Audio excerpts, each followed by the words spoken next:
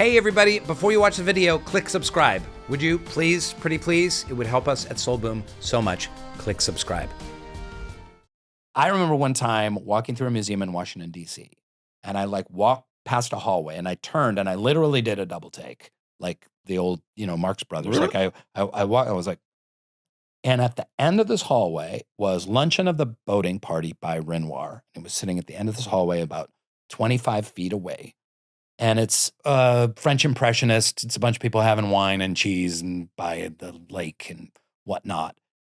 And it stopped me in my tracks.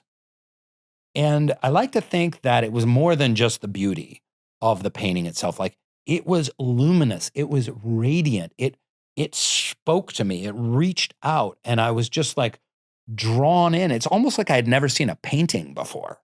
I was just like, oh, and I just walked down the hallway and just stood in awe of it. How can a painter take a bunch of dabs of, oil and put it here and then make it seem like a scene, like as if you're in it. It's like a frame from a movie still. And give it dimension. And then not only that, and dimension and life and personality, every character had a personality, but then make it glow.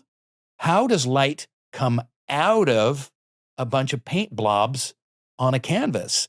And I had a profound spiritual transcendent experience seeing that painting that I'll never forget. But what did it make? Did you put that into action, or was it just a sense of calm and peace? It was more than that. I was utterly transported. It was wonder. It was awe. It was curiosity. It was, I was stunned by beauty. Sometimes we'll have that in nature. I know everyone can relate to seeing the Grand Canyon or being in the Redwoods or whatever it is. And I was 15 minutes in front of that painting, and I'll never forget those 15 minutes. Have you ever had anything remotely resembling that? And if you answer no, that means that you're an idiot. I did. It was in front of Kate Upton. I stared at her for about 25 minutes. Let's go. Thanks, Bryan. She was so beautiful. Oh my God, what an asshole. No, she's not. Stop that.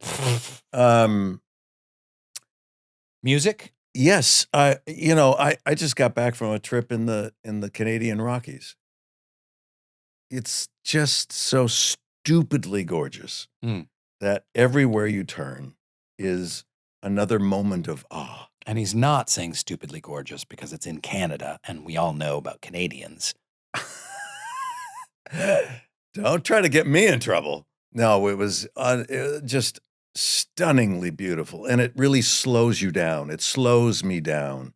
It makes me just often, my wife and I were just standing there and just breathing and being silent and just allowing it to wash over you. I have those feelings a lot. With art?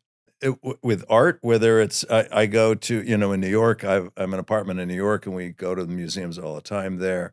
And I like, Impressionism is really, really speaks to me, as you were saying about Renoir and Monet and Manet. And and Pizarro, and there's so many that was the first, where it's like, it's sort of, they're carrying a valise, I think, but I don't really know, because I didn't really know. But you never, it's really being honest. But you never draw this thread to something kind of beyond the physical realm, something beyond the material world of I do. It does make you want. No, I mean, looking at someone who does something extraordinarily well, like a painter, or a musician, or a dancer, or a redwood, you can't help but think, how did this all happen? This is stunning. There has to be a God. There has to be.